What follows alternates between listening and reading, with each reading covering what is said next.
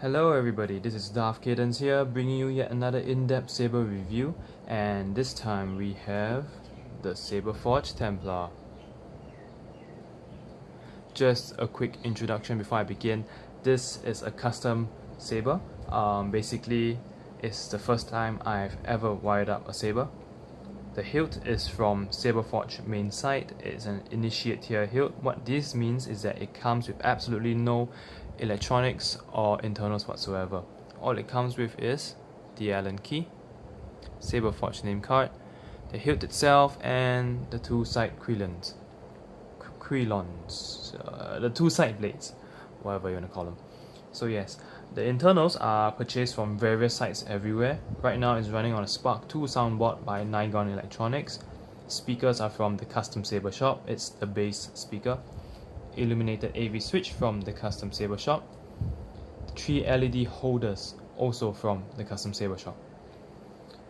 LED modules wise, the two side emitters are running on a single Cree XPE2 red LED. The main emitter is running on a tri-Cree XPE2 red LED. All 3 LED modules are from ledsupply.com. Go check them out, they have a lot of varieties. Last but not least, the recharge port was from eBay. So yeah. And oh yes, importantly, if you were to purchase an initiate tier hilt from Saberforge, they do not come with the kill key. You have to purchase this separately from Saberforge. I'll leave a list in the description below on all the parts and the links wherever I got them from. So yeah, feel free to check it out. Yes, as you can see, this hilt is weathered. I've ordered it in the weathered finish with the bronze stingray leather wrap. So yeah, it's a pretty nice saber. So let's have a close-up of the components. Okay, here we have the crossguard section with the emitters, the switch section, the grip, bronze stingray leather wrap, and the pommel. Okay, here we have the sound vents. Flip it around and we have the cover tag wheel, weathered according to the finish of your saber. Back to the crossguard section and the emitters. Okay, you can see the side emitter blade plugs over here and here, and the main emitter LED blade plug. So yeah. First impressions, this saber is heavier than my previous saber, which was the Disciple. I mean, duh. Why I say this is because when I first unboxed this, when I first lifted up, the empty hilt itself, it's heavier than my Disciple, which has all the batteries, the electronics and the speakers all inside already. So yeah, the first word that came to my mind was heavy. But not to worry, it's not so heavy that it's, you can't play around with it, can't swing it around. Yes, you can swing it around, definitely. It's great, it's awesome, it's an awesome saber. Just that it's heavier than the Disciple. Reason being, I'm guessing, is that the thickness of the saber walls are really thick, as you can see here. They are really thick. In comparison to my Disciple, which I'll bring it out right now, they are really thin, save for this emitter portion whereby it's slightly thicker. So yeah, if you want to watch my in-depth video on my Disciple saber video, I'll put the link in the description below as well. So yeah, enjoy. Okay, back to the Templar. This is what you're here for. Yes, the first impression is that it's heavy, but no worries, it's really nice to hold, it's really fun to hold. The center point of balance is around slightly below the kill key, just like the Disciple as well, around here. Mind you, this is with electronics installed, but even without, it's roughly around the same area. I've tested it out before I fill it up with electronics. So yeah, that's for the first impressions. Ergonomics wise, this saber is slightly wider compared to the Disciple. It's thicker in a sense. If you can see here, if I wrap my hand around the grip, my thumb and my finger barely overlap. However, if I were to bring up my disciple, you can see that my thumb and my pointing finger overlaps pretty well. Yes. So in terms of whether this saber is feels more nimble and more agile in your hands, I would say no. However, this saber is, with the weight of this saber and the length of it, it's clearly a two-handed saber, as you can see here. And this thing has a lot of swinging and stopping power in comparison to the disciple, which is a one-handed saber more or less, very light and nimble. But blows and strikes doesn't carry much weight to it compared to the Templar. Yes, so that's about it for ergonomics. Yeah.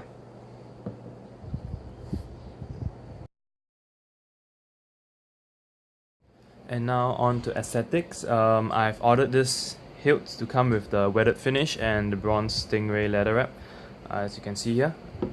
Yes, in terms of detailing, this saber has much more detailing compared to my disciple. You can see there are windows now, there are narrowed down areas over here and here, and yeah, so on and so forth.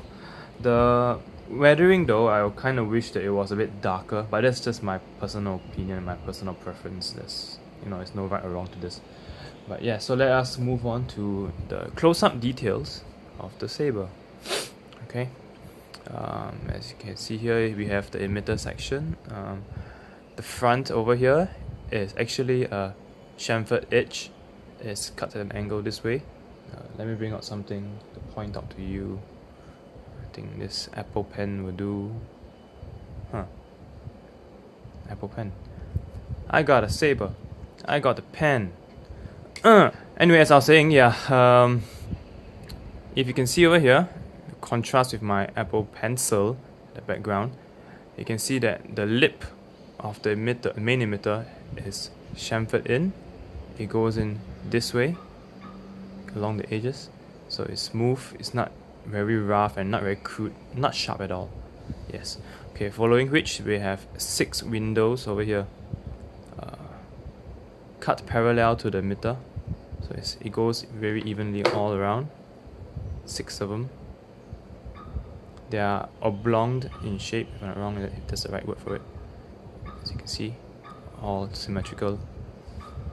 And following that, we have a groove over here, just after the windows. Okay, this groove over here though is cut at a 90-degree angle, straight cut inside, and it's anodized black, as you can see here. Okay, and we have another groove here, likewise the same, cut just straight in like this. Yes.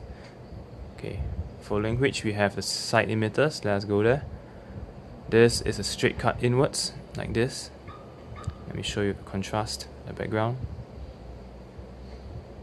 As you can see, it's 90 degrees inside, followed by a narrower neck section here, and a chamfered edge. This is a chamfered edge upwards, followed by 6 more windows, this time cut perpendicular to the side emitter. Alright, it's evenly distributed all around. Pretty nice, very symmetrical. That's what I like about Saberforge sabers. They are pretty much symmetrical. Okay, following which we have another groove, anodized black inside as always, cut straight inwards. And here we have the side emitters. As you can see, the thickness of the walls of the emitter is pretty thick, and it's anodized black. Or it's black, I don't know, is it anodized or not, but I'm sure it's black. And here we have the blade plug. Okay. I will spare the details for the other emitter because they're exactly the same. Alright, moving on. As you can see here, there's this piece of metal. This is sort of like a shroud. Okay, so what it does actually is that it kind of covers the saber like this. So it's like this. Okay, this is actually a separate piece over here. I'm not quite sure how it is it a one thin piece of sheet metal, or is it like is it connected to the main body? But just saying that it comes like a glove, you know, it fits in like a glove. As you can see over here, it's actually a separate sheet of metal. It's like a mini shroud of sorts. Yeah. Anyway, moving on, we have over here, as you can see, 6 more vertical lines. Okay, straight cut inside, anodized black on the inside. Sorry about that, I got a message. Hold on, let me just turn off my... Okay, as I was saying before I was rudely interrupted, there are vertical lines, 6 of them along the shroud of different lengths. Okay, these are black on the inside as well, and they are straight cut inwards like this. Okay, it's very symmetrical as always. Okay, moving on, we have the switch section. As you can see over here, as the shroud leads to the switch section, there is a angled edge over here. Is chamfered. Let me just bring up my Apple Pencil again. Hope you can see the contrast. Yes, can you see that it's at a angle this way? Okay, it's cut that way, so it's pretty smooth. It doesn't feel rough at all. It's not like you're gonna scrape yourself while pressing the button. Yeah, as you can see. There you go. Okay, for the switch section, it's pretty interesting. We have 2 cutouts over here. 1, 2. Okay, they are not the edges are not chamfered here. They're straight cut inwards. They just cut like straight inwards.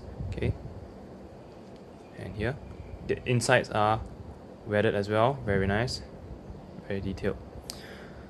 And we have another cutout. Okay, the switches and the recharge port sit in a slightly recessed area along the switch section.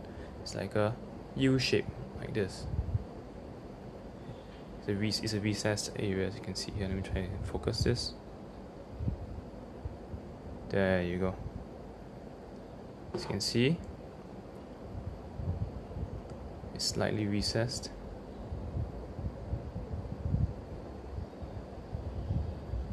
Okay, so yeah, I like the weathering on this part here, this portion here. As you can see, the weathering kind of fades off along the edges, along the switch and the recharge port. It kind of shows like as if, you know, with all the grime and with constant usage, kind of like rubbed off the grime on the saber, and it's slightly cleaner in those areas. And it gives a bit of a, you know, natural look to it, which is pretty cool. Pretty cool. All right. As you can see behind, it's just a smooth piece of metal. There is no cutout whatsoever. The only 2 cutouts are here and the recessed area for the switch and the recharge port. Okay, moving on. We have a straight cut this way. Here's the edge over here. Okay, and we have the grip section. Okay, this is the bronze stingray leather wrap. I like the texturing. I like the idea that it's like it's a leather wrap. It's like it feels pretty good. It's very grippy. Because this is a much heavier saber, I just realized that the bronze stingray leather wrap has pretty much a lot of grip because of all these little bumps, texturing of the leather wrap gives it a lot of grip. It's not slippery. My hands are a little bit sweaty now because it's pretty warm here, but it's not gonna slide off. I mean, of course, you gotta hold it properly there. Okay, yes, that's what I realized about this. Cool, I like it. Okay, as you can see, the leather wrap. Let me just show it all around. Very uniform. Very nicely wrapped, very parallel. Satisfies the OCD in me. Okay, moving on. We come to the pommel section. Oh, and before that, a bit of a difference. There's a bit of something to take note over here though. I don't know whether this only applies to my saber or it's just it applies to the type of hilt. But this time, as you can see, the leather wrap doesn't end underneath the cover tag wheel. So the ends of the leather wrap, the cutting, ends over here. As you can see, it goes this way. I mean, it's fine. It doesn't pose much of a problem, but I foresee that in future uses, maybe if I am a heavy user of this saber, this hilt, I foresee that this part here will start peeling off because it's just held together by glue. Unlike the Disciple, which basically the ends of the leather wrap is sandwiched in between the hilt and the cover tag wheel, so it clips on to the ends, preventing me from actually accidentally, scraping along the leather wrap and peeling off the wrapping itself. But well, I guess that's another con. So yeah. Moving on, we have the pommel. Okay, the pommel has really nice detailing. Okay, it's a straight cut inward, sorry. As you can see, the contrast here. Straight inwards, and once again, there's a really short thin neck here, followed by chamfered edge, and the studs themselves. Let's have a close up so you get a better idea what I was talking about. There you go. So it's straight cut, thin neck, chamfered cut, studs. Yeah, pretty nice. There is a lot of detail. Okay, and we have the pommel studs. Okay, for the studs, let's see. What about them? Alright, they are a bit sharp along the corners and the edges, so I had to file them down. That's why you can see a bit of those marks on the edge and the corners. Yeah, because they're really sharp and this keeps snagging onto my clothes. So yeah, simple as that. The studs are mounted onto a ring, whereby it's fixated onto the pommel by a dome over here. This dome here is like this. I really wonder how they actually got it in there and how do I remove it. Just wondering, but yeah, so that's about the studs. It's 90 degrees, and cut inwards at the angle this way. As you can see here. Come on, focus. There you go. And you can see it's mounted permanently onto a ring of sorts, made of the same material as the studs. Okay, the studs have holes, and there are 6 studs symmetrically placed around the pommel, and all of them have holes. They're not see-through though, they are just holes. Okay, and here we have the sound vent, like a dome over here. It's a very smooth dome. The sound vent is over here, as you can see. Yeah. Okay. On the other underside, you have the cover tag knob, weathered according to the weathering of your saber. Really nice. There are holes all around. I'm guessing it's 10 holes. Yes, it's 10 holes, evenly distributed around the cover tag wheel. And here we have a hexagonal shaped key, Allen key. Not quite sure what's the size though. Anyway, yeah. Behind we have just retention screw holes, and that's about it. This one, if I'm not wrong, holds the... Actually, what does it hold? I kind of forgot. Gosh. If I'm not wrong, this one holds the LED holder, and this one holds the shroud. This obviously holds the main blade, and here we have main blade retention screw, main blade retention screw, LED holder retention screw, LED holder retention screw. So yeah, that's about it for the close-ups. Let's just have one last look at it. Focus. Okay, great.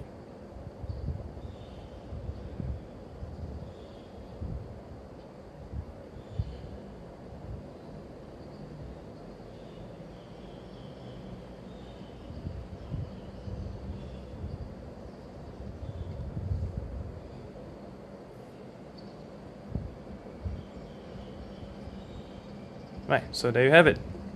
The close-ups and aesthetics of the Templar.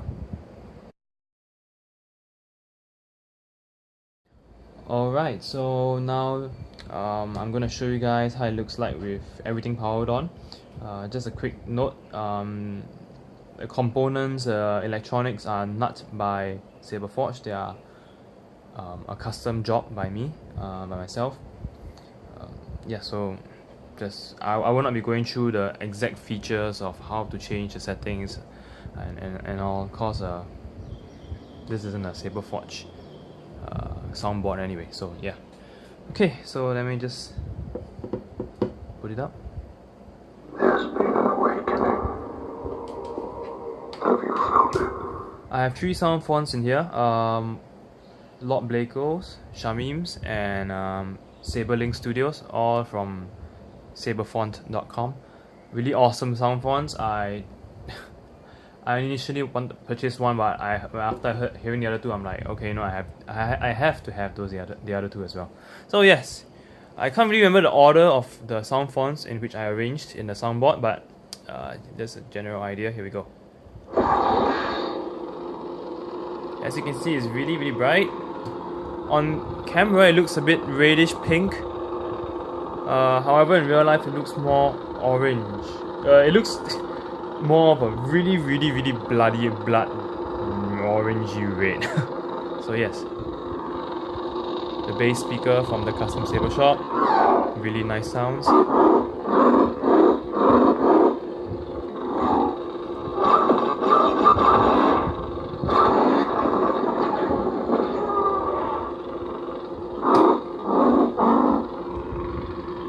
Yeah. Next.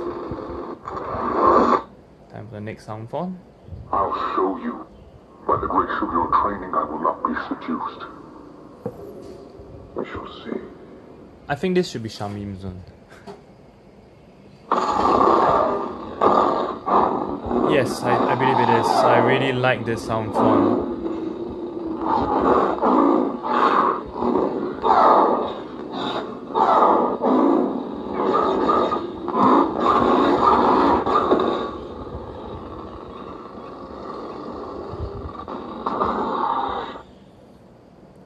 By the grace of your training. The Force Awakens, Cross Guard. This should be Saberlink, which means the first one should be Lord Blakeos. Here we go, Saberlink. Oh, and this is a white illuminated AV switch, just saying.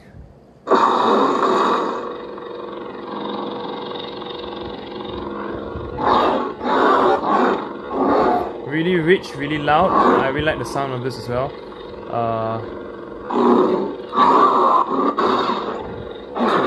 Very clear.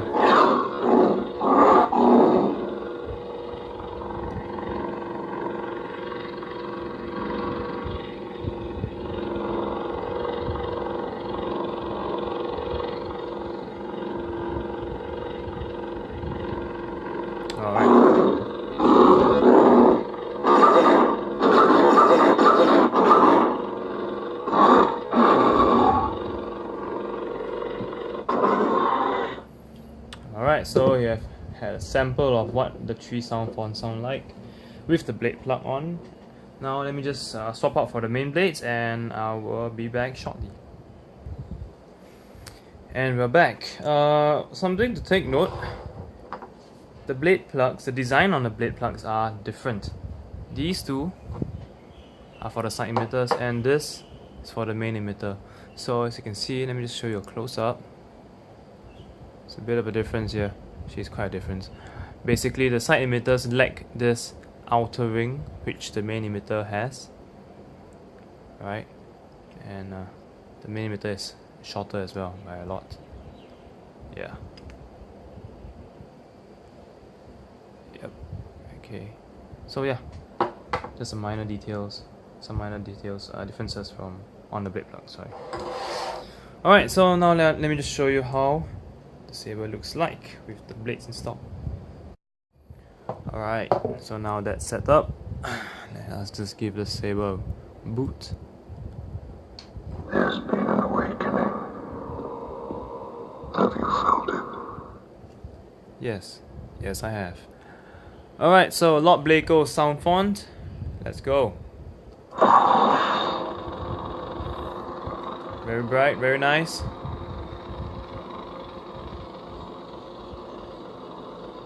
Okay, my LEDs are red. However, on screen it looks a bit like pinkish, orangish, like a sort of like a fire kind of a look.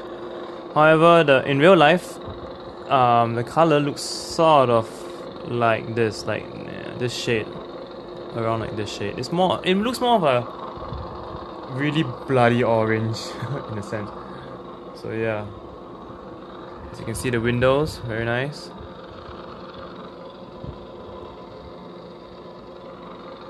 My camera kind of auto adjusts the contrast, so don't mind it.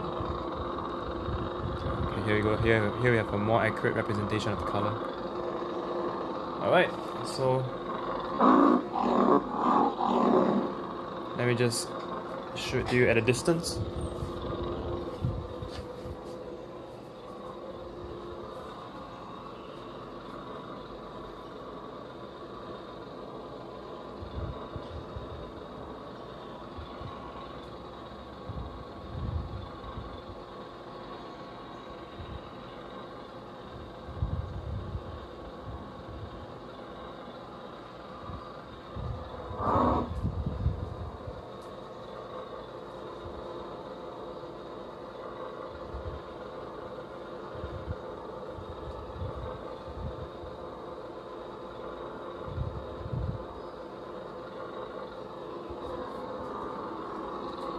Here we have a close up, or at least a zoom in of how the emitter will look like with the lights on and the blade installed.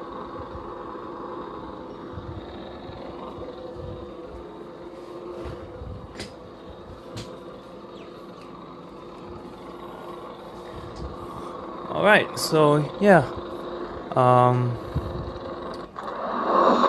I won't really go into the other into the other fonts cause I'm just here to show you guys how it looks like with the lights on. So yeah, there you have it, the Templar with the blades installed in broad daylight.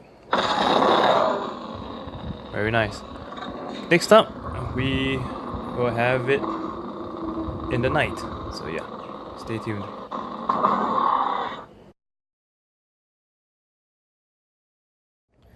Okay, welcome back to the night review. Before I begin, I would like to address some cons with this saber. There aren't many of them, but let's begin with the studs. Okay, the studs, basically speaking, are really sharp, especially along the four corners here. They keep on snagging to my clothes and to my pants, and whenever I want to unholster the saber, I have to like watch out, you know. I mean, if not, I'll kind of like scrape my hand or scratch my fingers, you know, along the corners of the studs here. How I rectify this, I simply took a nail file and filed down the four corners, just so that, you know, it's less sharp, you know. I understand it kind of ruins the originality, the perfection of a brand new saber, but it really snags way too much, and I don't like the feeling of, you know, watching out, you know, just to unholster my saber. Yeah, I guess, I mean, it's a bit rough now, but as long as it's not sharp, I guess I'm fine with it. Well, you can call that it's just a bit rough along the edges. Haha. Yeah. Anyway, yes, moving on. We have the leather wrap. The leather wrap it's not about the color, it's not about the wrapping itself. It's just that I would kind of prefer that the end of the leather wrap kind of ends underneath the CoverTech knob, the CoverTech wheel, instead of trailing down here, having a bit of a leftover trailing down here. Reason being that a bit has started to peel off when I was playing with the saber. Just a tiny tip of it. I wonder how it will be in the many months and years to come. If I keep using this, will it peel more or something? So yeah, like I want it to be like my disciple, whereby the leather wrap actually ends just underneath the CoverTech wheel. And the CoverTech wheel covers and clamps down onto the tail of it, so that it will, you know, so I wouldn't accidentally scrape along and peel it off with my hands. Okay, so yeah, that's about it. Yeah, I guess those are the two main cons. The third one, I wouldn't exactly call it a con. It's more like a sub-con, I guess that's what you call it. More of a personal preference actually. Is the weathering. I kind of wish that the weathering was a bit darker, especially along the two side emitters. As you can see, the main body is slightly darker, has a darker tone compared to the side emitters. I kind of wish it was overall just more weathered. But then again, like I say, it's not a con, it's just a personal preference of mine. I was expecting a darker saber, but oh well. I'm still really happy with this saber. I mean, it's really a joy to use. It's really fun. Crossguard style. It's my first crossguard and I really like it. It's really a joy to have this saber. So yeah, that's about it for cons. So let's move on to the night review proper. First off, I'm gonna turn on the saber with the blade plugs installed. Then I would install the blades and turn it on with the blades installed. So yes, let me just turn off the lights.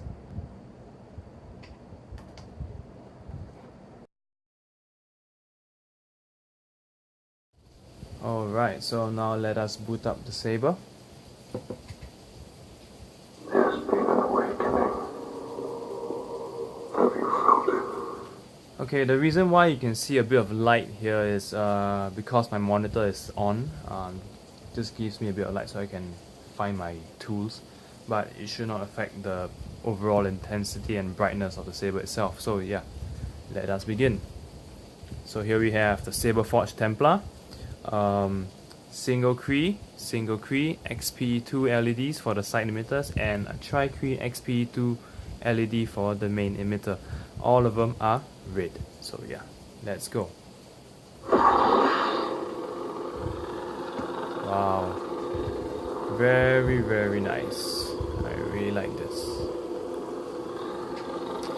Okay, on camera it might seem like it's giving off a pinkish, reddish hue tone to it, but in actual fact, in real life, it's more akin to a really dark, bloody orange, red orange, really dark, and a really deep orange. Yeah. Here we have the blade plug, side emitters. One thing to take note is that the holes on the blade plug are see-through, so if you are looking directly into the blade plug, you are actually looking directly into the LED module. So I strongly encourage that you do not do so, because it's going to burn your eyes out. So yeah, same goes for the main emitter. Okay, here we have a close-up of the windows.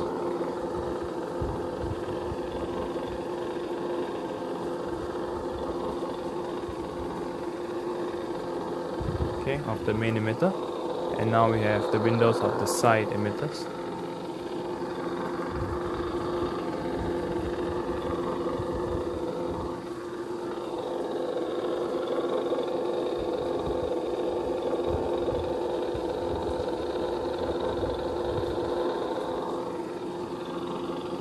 Another close-up of the blade plugs. Yeah.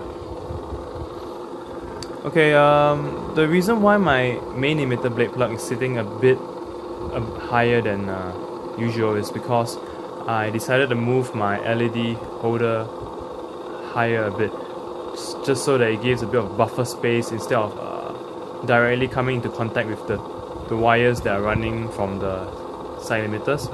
I don't want the LED holder to actually accidentally cut into the wires and damage them. So yeah, I gave it a bit of a buffer space. So yeah, here we have the Templar with the blade plugs installed. I'm just going to turn it off and install the main blades.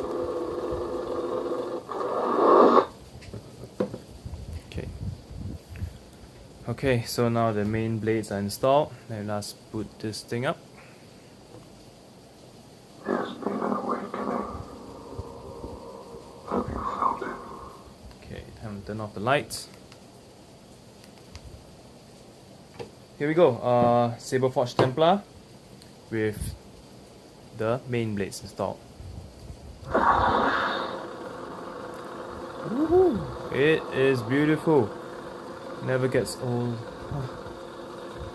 Okay, the camera more accurately depicts the color now. Okay, no, I spoke too soon. Now it just turned pink. Okay, as usual, it's a bit inaccurate on camera. It's actually a deep dark orange. So yeah, don't trust what you see on the camera right now. Okay, here we go. The blade itself.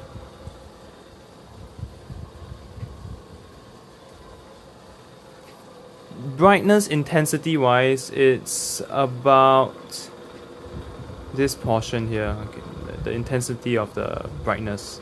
So this portion here, roughly throughout the entire blade. So yes. Here we have the side blades up close.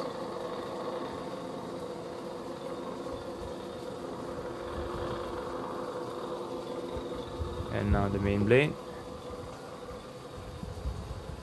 On camera, it might seem like the brightness tapers off really quickly, but in real life, it's not that bad. Honestly speaking, it's really evenly lit. It's really, really nice. The bullet tip, really bright.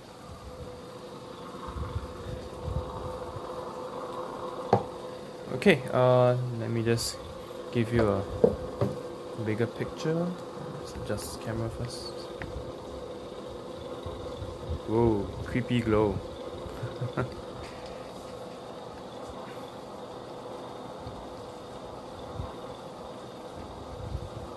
Okay.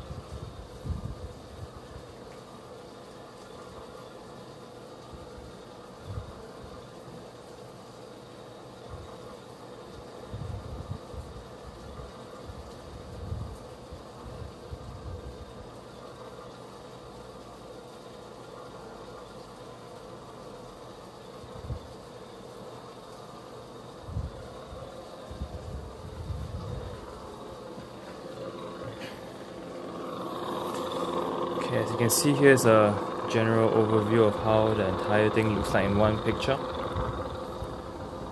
So yeah, there you have it, the Saberforge Templar.